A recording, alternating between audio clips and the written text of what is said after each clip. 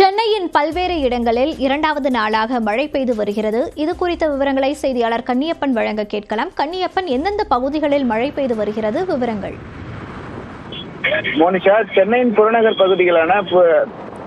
புறநகர் பகுதிகளான அம்பத்தூர், ஆவடி, திருமங்கலம், கொரட்டூர், முகப்பேர், பாடி, அயப்பாக்கம், திருநின்றவூர், பட்டாபிராம் உள்ளிட்ட பகுதிகளில் கடந்த சில தினங்களாகவே காலை முதல் மாலை வரை வெயில் வாட்டி வதைத்து வந்த நிலையில் இரவு நேரங்களிலே சற்று கனமழை என்பது பெய்து வருகிறது. அதே போன்று இரண்டாவது நாளாக இன்று திடீரென இன்று மாலை கருமேகங்கள் சூழ்ந்து கனமழை என்பது வெளுத்து வாங்கியது.